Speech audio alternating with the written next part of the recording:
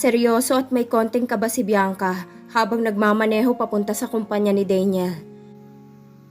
Kinakabahan ako kung paano ko kakausapin si Daniel sa loob ng office.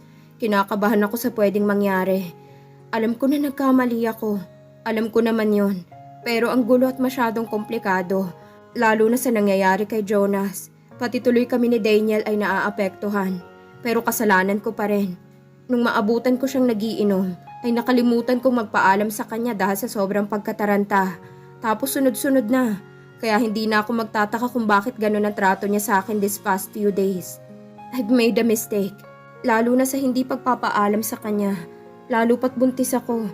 I count myself bago buksan ang pinto ng office ni Daniel. Kinakabahan naman ako dahil mukhang may importanteng pag-uusap ata sila ng babaeng halos hapit ang damit na suot sa katawan. Napataas naman ang kaliwang kilay ko. I looked down at myself. I wore white off-shoulder and jeans with my pouch while I put light makeup on my face at hinayaan ko lang nakalugay ang buhok ko na tuwid lagpas sa balikat ko. Habang sa babaeng ito ay napakapula ng labi. Lumaki ang mga mata ko dahil sa tingin niya. She looked at me head to toe. Ngumisi pa ito kaya napatawa ko ng pilit. I'll just call Mr. Tan. Miss Mendez, you can leave now. Tumingin pa ito kay Daniel, tapos bumalik sa akin. Tinarayan pa ako bago tumayo sa pagkakaupo niya. I gave her a fake smile at sinundan hanggang sa nakalabas ng loob ng office. Sekretary ba talaga yon? O babae niya? Wala sa sariling bulong ko sa sarili. What are you doing here, Bianca? Bakit sobrang lamig ng boses niya na para bang ayaw na ayaw niya ako dito? Napahigpit ang hawak ko sa kamay ko. Gusto lang kitang makausap, Daniel. Yun lang? Tumango naman ako habang nakatayo pa rin sa pwesto niya kanina. Napahilot naman siya sa noo niya at sumandal sa swivel chair niya. Is he expecting that I have important to say because I am here? Meron naman talaga pero inunahan ako ng kaba. Takot ako sa magiging reaksyon niya at sasabihin. Huminga ako ng malalim. At gusto ko rin sabihin sa'yo na umayos naman siya ng upo at naghihintay sa susunod na sasabihin ko. Ano? Gusto ko sanang kasama kitang kumain. Nahihiya naman ako sa huling sinasabi ko.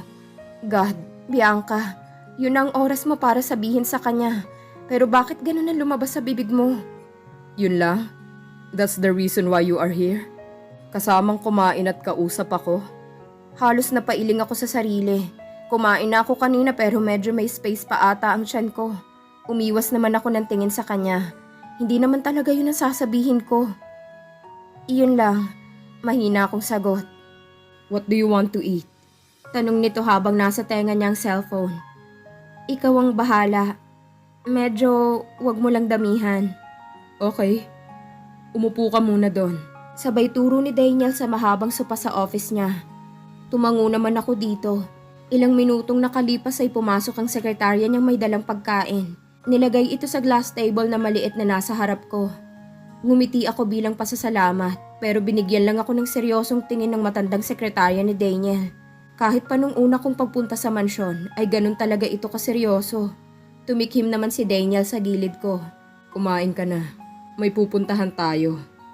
Kumain ka rin. Dahil mukhang masusuka na ata ako sa sobrang busog kapag kumain pa ako ng marami. I already ate. Kumain ka na. Binigyan ko naman siya ng pilit na ngiti bago tumingin sa pagkain. Ang dami naman kasi. Sabi ko wag damihan eh. Nilagyan niya ang pinggan ko ng kanin at dalawang iba't ibang putahe. Nagdadalawang isip naman akong tanggapin ang pinggan niyang binigay sa akin. Unang kain ko ay nararamdaman ko naman ang tingin niya sa akin. Sa pangalawang subo ay binaba ko ang pinggan ko sa mesa at tumingin sa kanya. Busog na ako. Kumain ka pa, Bianca. Matigas niyang saad sa akin. Busog na talaga ako. Ano kasi? Kumain na kasi ako. Kaya busog na ako. Hindi ko naman nakita sa mukha niya na hindi naniniwala sa akin. Kung gutom ako, alam niyang kanina ko pa sana inubos ang pagkain sa harap ko. Tumango siya at tumayo. Sinundan ko naman siya ng tingin. Kumunot naman ang noo ko dahil may binuksan siya sa mesa niya at may kinuha. Napatigil naman siya at tumingin sa akin. Agad akong umiwas ng tingin. Kasabay nang narinig ko sa pagsarado ng binuksan niya kanina. Mabilis siyang nakalapit sa akin at hinawakan ng kamay ko At napatayo naman ako. Pagkalabas ng office niya, ay simpleng tango lang ang binigay niya sa sekretarya nito at sumagot din ito ng isang tango. Nagkakaintindihan sila sa ganun? Palipat-lipat ang tingin ko kay Daniel sa sobrang seryosong nagmamaneho ng sasakyan at sa daan. San ba kami pupunta? Kanina ko pa ito tinatanong pero sinagot lang ako nito na just wait. Huminto kami sa isang garden restaurant. Bakit kami nandito? Anong gagawin namin dito? Kakain? Pero busog pa rin ako hanggang ngayon. Umikot ito sa sasakyan at pinagbuksan niya ako ng pinto. Inalalayan naman niya ako habang palabas ng sasakyan. Namangha naman ako sa langit. Puno ito ng bituin at sobrang linaw ng paligid. Napayakap ako sa sarili nang umihip ng malakas ang hangin. Nakita ko ang pagtanggal ng tuxedo ni Daniel at nilagay ito sa balikat ko. Napangiti naman ako sa ginawa niya. Pumasok naman sa ilong ko ang natural niyang amoy at ang perfume niyang gamit. Yumakap naman ang isang braso niya sa bewang ko bago pumasok sa loob. May isang table na nakahanda sa gitna at may 2 upuan para sa 2 tao. Nilibot ko ang tingin ko sa buong lugar. Garden ata ito. Sa sobrang laki pwede nang patayuan ng mansyon. Sa inyo to? Simpleng tango ni Daniel at inalalayan ako para umupo sa isang upuan. Nakatayo itong nasa gilid ko, kaya naguguluhan naman akong humarap sa kanya. Anong gagawin natin dito? Pero seryoso lang ako nitong tiningnan. Napaiwas naman ako ng tingin. Pumugot ako ng malalim na hininga bago tumayo. May sasabihin talaga ako sa'yo. Pag-amin ko. Me too. Pero ikaw ang mauna. First, I'm sorry kasi hindi ako nagpaalam sa'yo.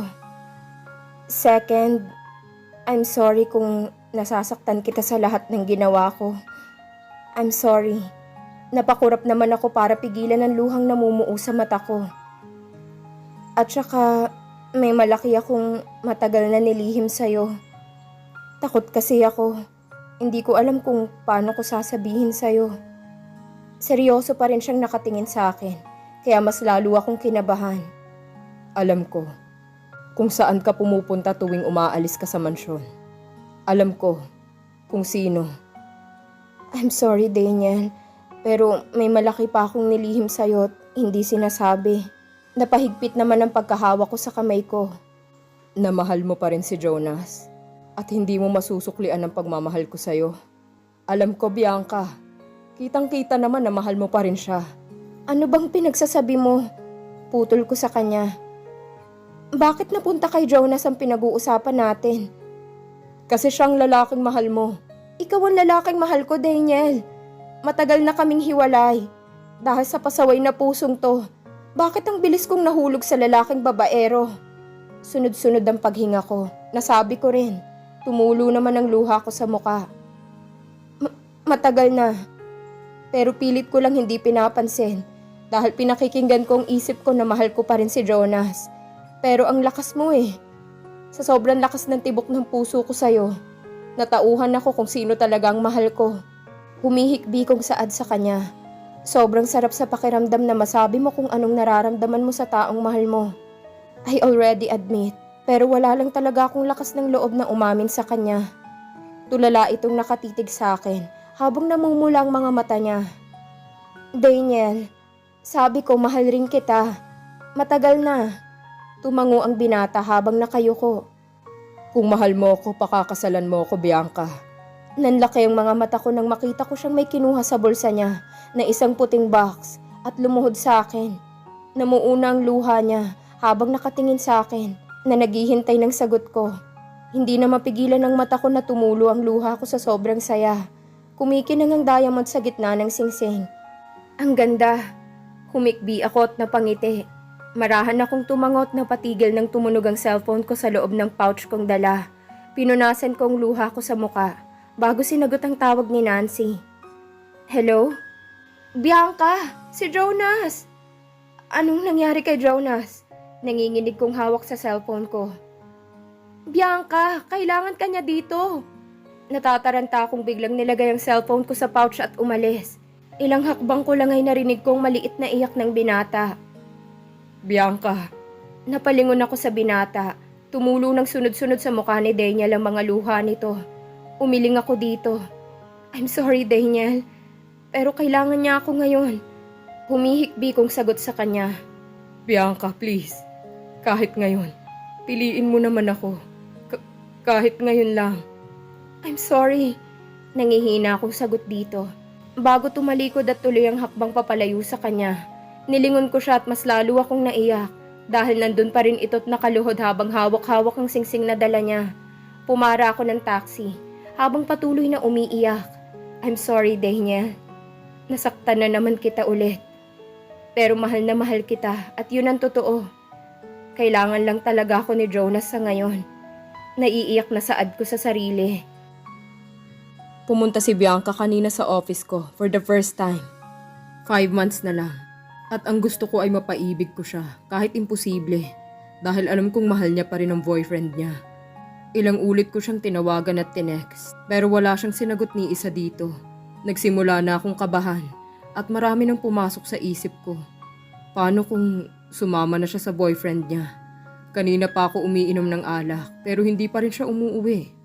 Nagising na lang ako sa kwarto ko at masakit ang ulo ko dahil sa hangover. Kinakabahan akong bumaba sa dining area. Kahit alam kong simula ngayon, wala na siya dito.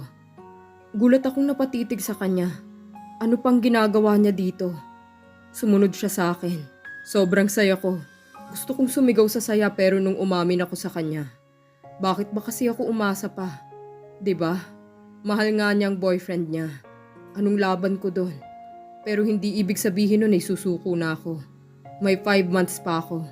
Malay natin pagkatapos ng 5 months. May kaunting pagtingin na siya sa akin.